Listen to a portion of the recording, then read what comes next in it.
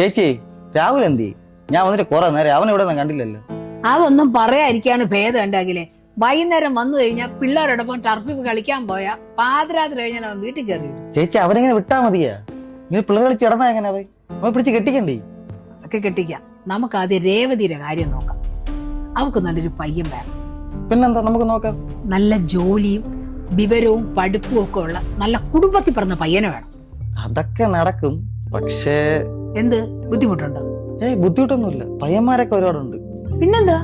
പിന്നെന്താന്ന് ചോദിച്ചാ ഈ പറഞ്ഞ രീതിയിലുള്ള കുടുംബത്തിൽ നിന്ന് ആള് വേണമെന്നുണ്ടെങ്കിൽ നല്ല സ്ത്രീധനം കൊടുക്കേണ്ടി. അതാണോ കാര്യം? ഇതൊക്കെ നാട്ടു നടപ്പല്ലേ. പിന്നെ എന്റെ മോളെ ഞാൻ വെറും കൈയോടെ വിടുമെന്നാണോ വിചാരം? രാഹുലിനെ നല്ലൊരു കുടുംബത്തിലെ പെണ്ണിനെ കൊണ്ട് കെട്ടിക്കണം.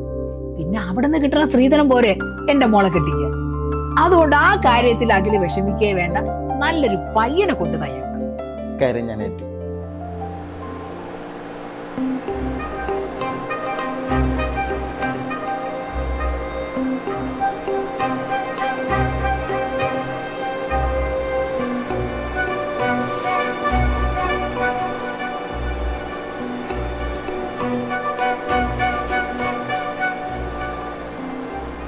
ആ അവൻ എത്തിയല്ലോ.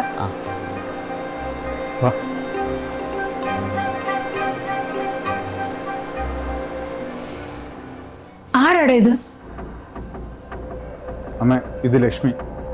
ഞങ്ങൾ തമ്മിൽ ഇഷ്ടത്തിലായിരുന്നു. ഇന്ന് രജിസ്റ്റർ മാരേജ് കഴിഞ്ഞു. ഏതാടി നീ? നീ എന്ത് കൊടുത്താടി എന്റെ മോനെ വൈകിയത്? നല്ല ബെസ്റ്റ് ഫാമിലി. ഞാൻ പോവാ. നീ വാ. കണ്ടോളുമാരെ എന്റെ പിന്നകത്ത് കയറ്റാൻ പറ്റൂല. തിരിച്ചു കൊണ്ടുവിടറ അവളെ. അങ്ങനെ തിരിച്ചുണ്ടാക്കാൻ വേണ്ടിയല്ല ഞാൻ അവളെ സ്നേഹിച്ചത്. എന്നെ വിശ്വസിച്ച് ഇറങ്ങി വന്ന പെണ്ണ. അമ്മ ഇനി എന്തൊക്കെ പറഞ്ഞാലും ശരി തന്നെ. എൻ്റെ ഈ തീരുമാനത്തിന് മാറ്റമില്ല. വാ.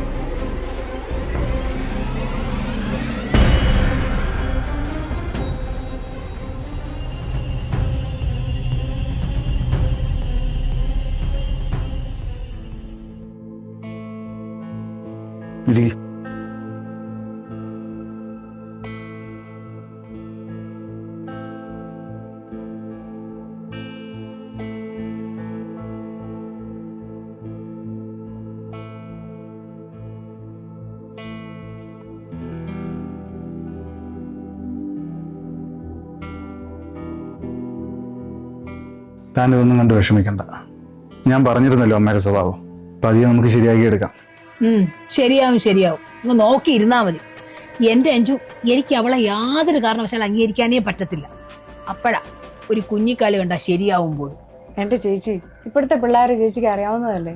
അവർക്ക് ഇഷ്ടമില്ലാത്തവരെ കൊണ്ട് തലയിൽ കെട്ടി വെച്ചാൽ അവർ സന്തോഷമായിട്ടിരിക്കുവോ? എന്ന് വെച്ച് എവിടെയോ കിടക്കുന്ന തെണ്ടി പെണ്ണിനെ വിളിച്ചിറക്കി കൊണ്ടുവരികയാണോ ചെയ്യേണ്ടത്? ആണോ? ഇവളൊക്കെ ഏത് ജാതിയാണെന്ന് ആർക്കറിയാം? എന്തായാലും രാഹുൽ ഒന്നും ആലോചിക്കാതെ ഒന്നും ചെയ്യില്ല. എനിക്കിങ്ങനെ ഒരു മകനില്ല. ചെയ്തു കൂട്ടുമ്പോ അവൻ ആലോചിച്ച അവൻ ഇങ്ങനെ ഒരു അനിയത്തി ഉണ്ടെന്ന്. ഇനി അവളുടെ ഭാവി എന്താവും? അവന് നല്ലൊരു ബന്ധം ഉറപ്പിച്ചിട്ട് അവിടുന്ന് കിട്ടുന്ന സ്ത്രീധനവും വാങ്ങിച്ച് അവളെ കല്യാണം നടത്താമെന്നാണ് ഞാൻ വിചാരിച്ചിരുന്നത്. ഇനിയിപ്പൊ എന്ത് ചെയ്യേ? നല്ല സ്ത്രീധനം കൊടുക്കാതെ ഏതെങ്കിലും വീട്ടിൽ നമുക്കൊരു നല്ല പയ്യനെ കിട്ടുമോ? ആലോചിച്ചിട്ട് എനിക്കൊരു എത്തും പിടിയും കിട്ടുന്നില്ല. ചേച്ചി ആലോചിച്ചിരുന്നിട്ട് കാര്യമില്ല. തല്ലി പിരിഞ്ഞ എല്ലാവർക്കും നഷ്ടമാകും. നിനക്കത് പറയാൻ എളുപ്പമാണ്. ഞാൻ എന്തുമാത്രം സ്വപ്നം കണ്ടതെന്നറിയാമോ? രാഹുലിന്റെയും രേവതിയുടെയും കല്യാണം. ഇപ്പൊ എല്ലാത്തിനും ഒരു തീരുമാനമായില്ലേ? നാട്ടിലിറങ്ങി നടക്കാൻ പറ്റുമോ ഇവള് കാരണം? എല്ലാ ഒരുമട്ടോള് കാരണമല്ലേ? ഞാൻ കാണിച്ചു കൊടുക്കാം. അമ്മ ചായ. ഞാൻ നിന്നോട് ചായ ചോദിച്ചോ? അമ്മയോ? ആരുടെ അമ്മ? മേലെ നീ എന്നെ അങ്ങനെ വിളിച്ചു പോരുത്. കണ്ട ആട്ടക്കാരികളൊന്നും എന്നെ അമ്മ എന്നൊന്നും വിളിക്കണ്ട. കാലത്തെ വന്ന് മുമ്പ് വന്ന് നിൽക്കുന്ന ആ ശ്രീകരം.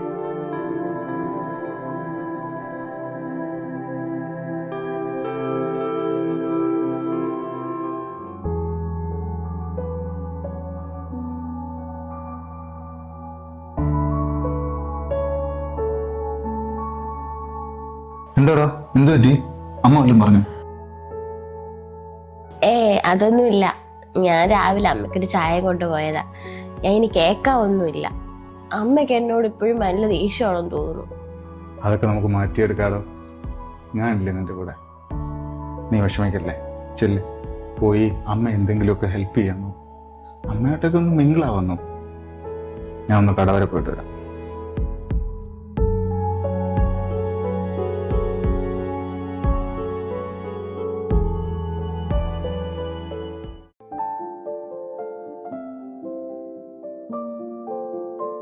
ആ ചേച്ചി, എത്ര നാളായി പുറത്തോട്ട് കണ്ടിട്ട്? ഇല്ല, നീ ഇത് ഇവിടെ തന്നെ ഉണ്ടായിരുന്നല്ലോ ഞങ്ങള്. സുഖമല്ലേ? ആ, സുഖമായിട്ട് പോണു, കുഴപ്പമൊന്നുമില്ല.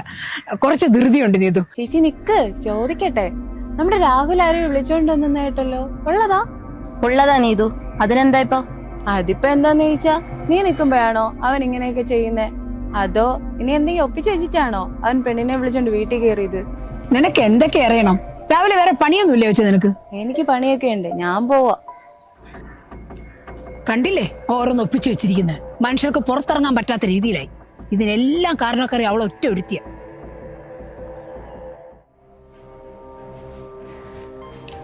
അമ്മേ, ഫുഡ് കഴിക്കാം. മരുന്ന് കഴിക്കാനുള്ളതാ.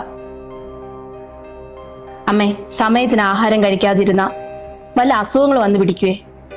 ആ ഒരുമ്പട്ടോളം അവിടെ കാണൂലേ? ഞാനെങ്ങുമില്ല. വാശി പിടിക്കില്ല അമ്മേ, ഞാനല്ലേ വിളിക്കുന്നത്. മാ അമ്മേ.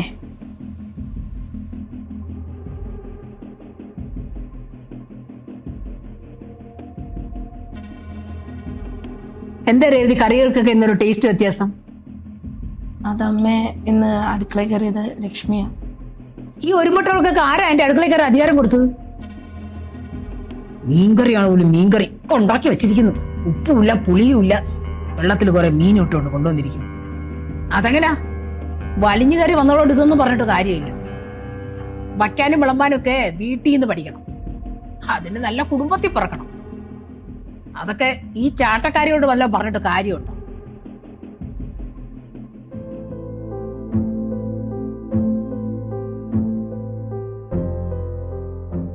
ഓ, ദേണ്ട ഇരിക്കുന്നൊരുത്തൻ. വെട്ടി വിഴുങ്ങടാ.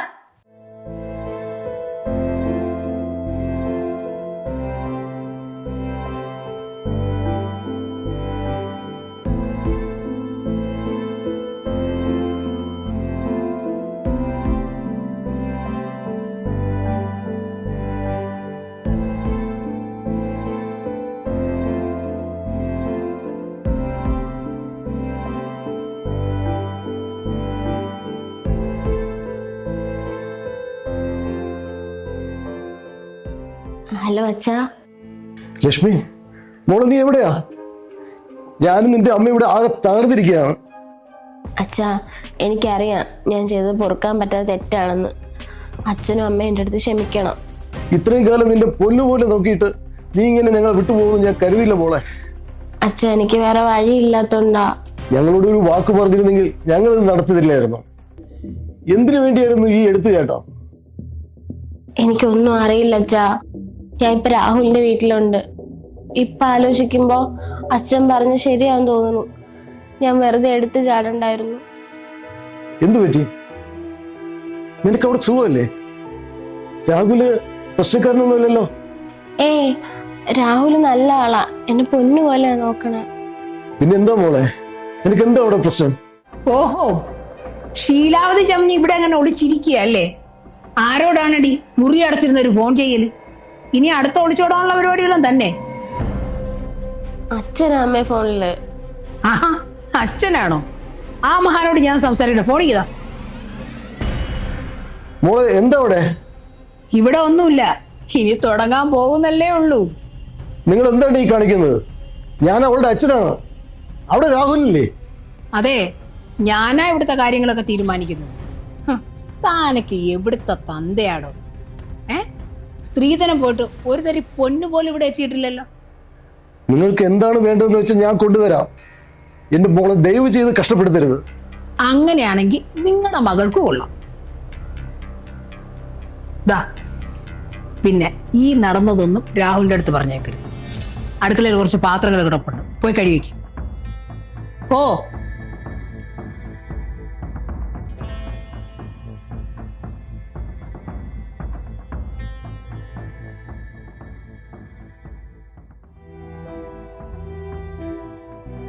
നല്ലതുപോലെ അമർത്തി അങ്ങനെ അങ്ങോട്ട് തുടക്കേ.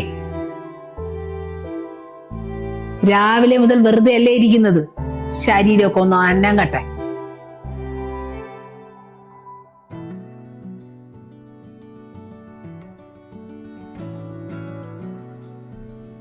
ആ മോളെ അച്ഛാ, മോളെ ആ എത്തിയല്ലോ. ദാ, പറഞ്ഞ പോലെ എല്ലാം ഉണ്ടല്ലോ അല്ലേ? ഇത് ഞങ്ങൾ മോൾക്ക് വേണ്ടി പലപ്പോഴായിട്ട് വാങ്ങിച്ചു വെച്ചിട്ടുള്ള സ്വർണ്ണം 25 പവൻ വരും. പിന്നെ 10 ലക്ഷം രൂപ ഞാൻ മോളുടെ പേരിൽ അക്കൗണ്ടിൽ ഇട്ടിട്ടുണ്ട്. അതങ്ങനെ ശരിയാവും? ഇന്നലെ ഇങ്ങനെയൊന്നും അല്ലല്ലോ നിങ്ങൾ പറഞ്ഞത്. പിന്നെ ഞാൻ എന്ത് വിശ്വസിച്ച് നിങ്ങളുടെ കയ്യിൽ ഈ മുഴുവൻ പണവും തരും? ആ ശരി ശരി, തരാളൊക്കെ തന്നില്ലേ, സമയം കളയണ്ട, ഇനി നിങ്ങൾ പോവാൻ നോക്ക്. എനിക്ക് സമയമുണ്ട്, ഞാൻ എൻ്റെ മോളെ കാണാനാണ് വന്നത്. എന്തൊരു കഷ്ടമാണിത്. എനിക്ക് പിന്നെ കാണ്, പെട്ടെന്ന് വേണോന്ന് മാത്രം. മോളെ നിനക്ക് സുഖമാണോ? രേവതി, രേവതി, രേവതി, രേവതി.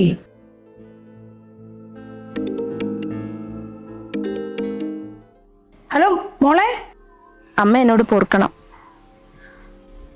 ഞാൻ എനിക്ക് ഇഷ്ടപ്പെട്ട ഒരാളോട് ഞാൻ പോവാ. നീ എന്തൊക്കെയാടി പറയുന്നേ? നീ ഇപ്പൊ എവിടെയാ? അമ്മ എന്താ വിചാരിച്ചേ? പണത്തിനും സ്വർണത്തിനും വേണ്ടിയുള്ള കച്ചവടമാണ് കല്യാണം എന്നാണോ? എനിക്കൊരു മറ്റൊരു പെണ്ണിന്റെ കണ്ണീര് വീണ സ്വർണവും പണവും ഒന്നും വേണ്ട അമ്മേ. ഞാൻ എനിക്കിഷ്ടപ്പെട്ട ഒരാളുമായിട്ട് ജീവിക്കാനായിട്ട് പോവുക. അമ്മ ഏട്ടന്റെ ഏട്ടത്തിയുടെയും ജീവിതത്തിൽ ഇടപെടരുത്. അവർക്ക് അവരുടേതായ ഒരു പ്രൈവസി കൊടുക്കണം. അമ്മ എന്റെ കാര്യം ഓർത്ത് വിഷമിക്കണ്ട. ശരി അമ്മേ. മോളെ എടി,